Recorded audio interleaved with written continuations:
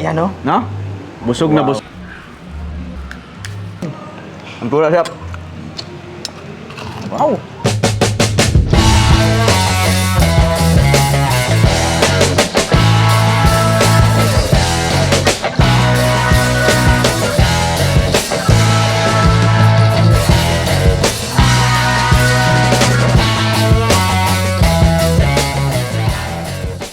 Sir Ed, magandang araw sa iyo. Mabuhay ka. Nako, Tata Celo. Saan nanggaling ang pangalang Tata Celo? Okay. Yung Tata Celo, kainan sa palaisdaan, nagmula siya sa pangalan ng head of the family.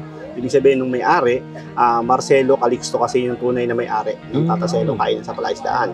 So ang nickname niya, Tata Celo. Limitan. Yun ang lehitimong pagkakilala sa kanya dito sa Tagalog. Ah, I Yun, see. okay. Itong Tata Celo, kailan tinayo ni Tata Marcelo ito?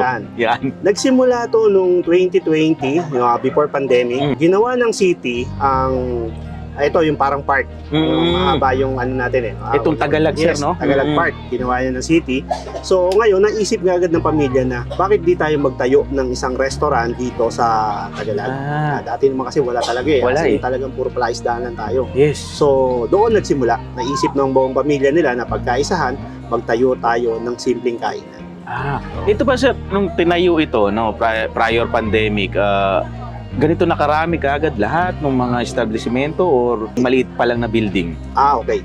Nagsimula yung una, yung malaki naming kubo dyan, yung una doon. Actually, palaisdaan lang po nila to. Yan. Tapos, parang rest house nila, yung sinasabi nating malaking kubo. Ibig sabihin, pahingahan lang nila yan. So ngayon, nung naisip nila, bakit hindi natin, kasi hindi naman napapakinabangan, hindi naman just in case lang na may bisita sila, pinadala doon. Okay. So ngayon, naisipan nila nung sabi ng ating city na gagawin nating park tong Tagalog para magano. So naisip agad nila na bakit di tayo maglagay ng restaurant. Doon nagsimula yung sinasabi. Yung dati nilang kubo, ngayon ginawa nilang maliit na restaurant. Ayun, kaya pala no. Meron ba sa pamilya ng nila Tata Celo, alam mo na, biyasa sa kusina, may chef, para isipin nila na pagkain ang gawing negosyo? Sila yung pamilya kasi simple lang naman. Actually, parang meron silang family bonding every Sunday. So, madalas silang lumalabas. So, ngayon, kung makikita mo sa menu namin, Yes, sir. lahat ng paborito nilang pagkain sa labas, pinagsama-sama nila ngayon dito.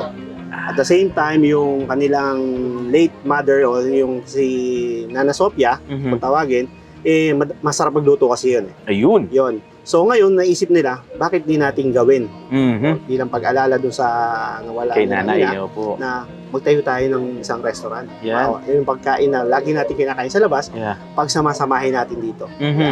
Napagkasunduan naman ng buong pamilya na Ayan, nasa mga bibisita dito, Sir Ed. Ano ba ang highly recommended mong pagkain just in case nandito sila? Sa amin, pagka may mga bisita kami, sabi nga nung ating butihing may-ari o si Tata Celo, itrato nyong bisita sa bahay o kamag-anak ang bawat bibisita sa atin. Wow! Kailangan, bibisita sila na masaya silang uuwi. Yun. Kaya ngayon naisip niya, ito yung konsepto na to, kung anuhin po natin.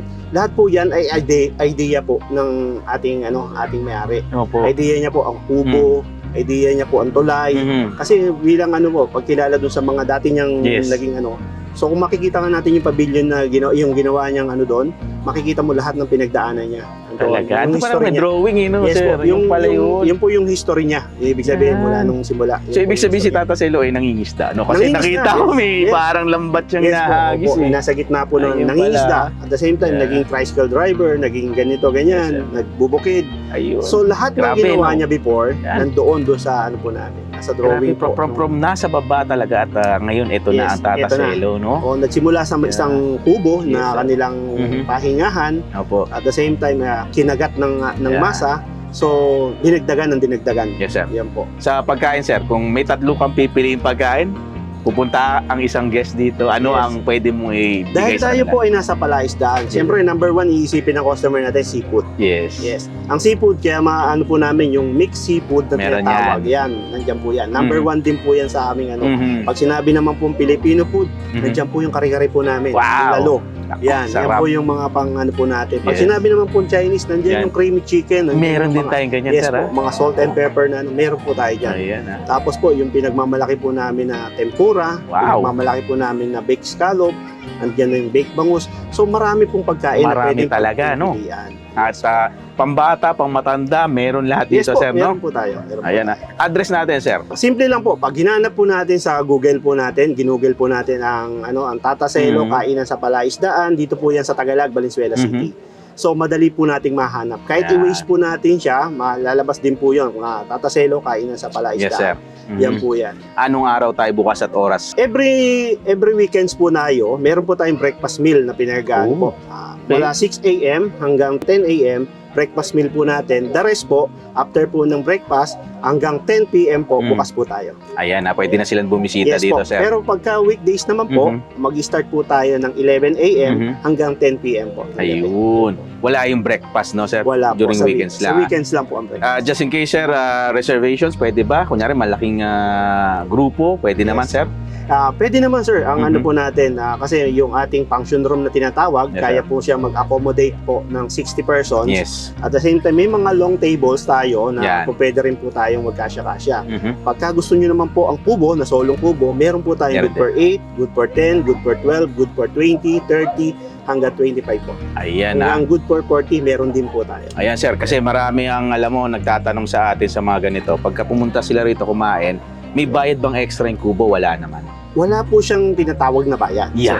Ang meron po na sinasabi po natin, kasi minsan namin misinterpret Yes. na akala nila yung 2.5 consumable, Yes. akala nila is bayad. Yes. Yun po ay minimum order po natin. Once na nasa kubo po tayo pumwesto. Ayun, yun Yung naman yun, pala. Opo. At sir, number na lang, sir. Baka kasi may mag-inquire. Meron ba tayong telephone number? Okay. Meron po tayong contact numbers po. Actually, hindi ko siya kabisado kasi, sir. Pero doon sa page po namin, naka-flash po Yung siya. Facebook, sir. Yes po. Sa Yan. page, Facebook page Pwede po na nilang namin. puntahan yan. Tataselo, kainan sa Palaisdaan.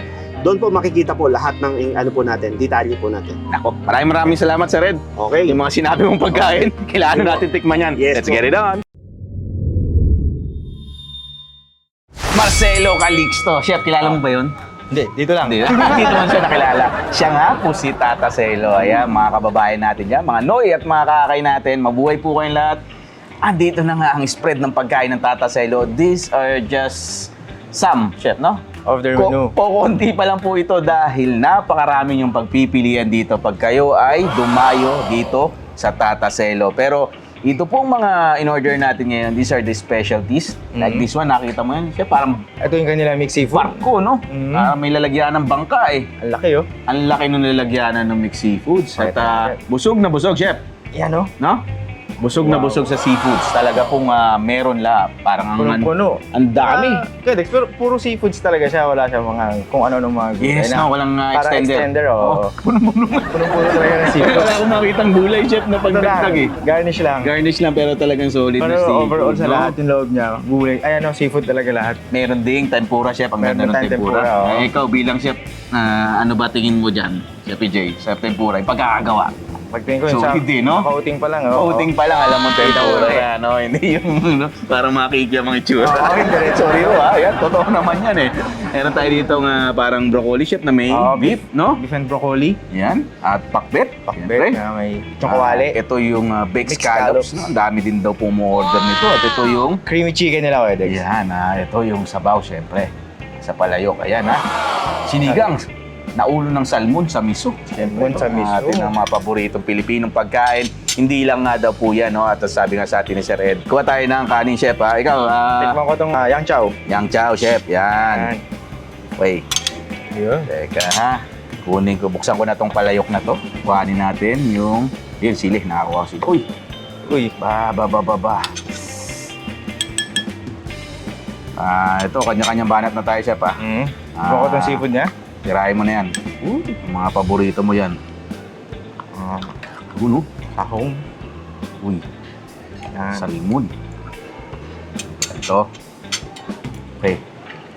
Tigim ka agad. Wala munang kahit ano. Oo. Wow! Tikman natin yung squid. Wow.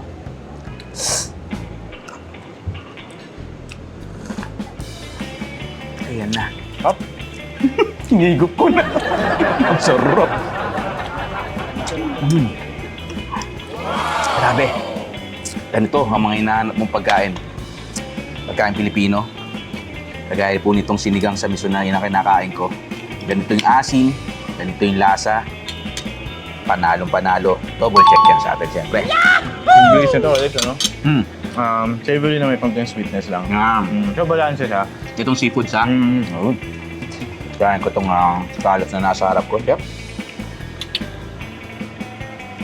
Siyempre. Wow! Ay! Ang sarap, chef. Scallops. Sarap. Marami na ako natikmang Oo nga. scallops, pero ito, gusto ko yung lasa niya. Gusto ko yung cheesy flavor. Hindi sunog. Pag hinigop mo, andun yung melt na cheese talaga yung lasa. Kuha natin. Melt na cheese. Oo. Gusto ko siya, chef. Na? Galing. Panalo tong scallops. Natin? Mga pagkain dito, chef. We will be, ako I'll be honest with you. For the end time, ilang beses na po ako kumakain dito. Lagi po ako nandito. Taga, lingid sa Kalaman siya, PJ. Lagi po taga ako nakain na bilang isang Valenzuelano. Ito ang puntahan namin, ang pamilya, chef. Ako ba kumakain lagi? Oh, kasi yung vibe niya, ano yun? Family talaga eh. Price-wise, chef. Pasok. 2.5 mo, yung Family na. full food na yun. Ang dami mo na mga order. Talagang mayroon sila mga barkada, family package. Meron talaga po dito, no? May mga parang package meals sila dito. Correct, no? Ayan po, pwede nyo puntahan yan dito. Lagi po ako nakain dahil yung pagkain dito, talagang para sa akin, pasok ng lasa. Based on my taste preference po, no? Still, on your opinion po, no? Pero sa akin, pasok ang lasa nito. Tataselo talaga. Yan. Shoutout sa mga naipibs natin, mga kakain natin dito sa Valenzuela. Siyempre, no, chef? Ako po isang tubong Valenzuelano. Naalala ko lagi. Naalala ko nga yung kwento dito. Nagbukas sila, chef, February 2020. Kasi Pandemic. Pinost ng ano yan, ng City Hall. Ba? Invite ba? Invitation. Alain mo, Marso, nag-lockdown, di ba? Oo. Ilang buwan pa lang. Sabi ko, natuwa na, hindi nakakatawa, pero siyempre, parang iisipin mo, kakabukas mo pa lang sarado na, pero ito na po sila ngayon. Sabi. Narinig ko nga, parang lunch and dinner, lagi siyang puno. Mahuli-huli ka dito. Madami po sila ritong pwesto. Kubo, may function hall, may mga mesa, ang dami. May mga long table din sila dito. Kaya siya maganda dito kay Dex. Yung parking nila, malawak. Malawak. Nga eh, main ako dito, pagpasok ko dito, punong-puno na po. Yan pa silang isang parking doon, chef, kabilang side. Meron. Lapit lang, walking distance Bukod lang. dito, sa harapan. Walking distance lang. Pwede. Well, minsan puntahan ko ito ng isang beses, nasa dulo pala, chef. So, tikman natin. Ang pula, chef. Parang, wow! Ano, tumutunog, chef, ah. Nang ko lang itong broccoli and beef. Isa.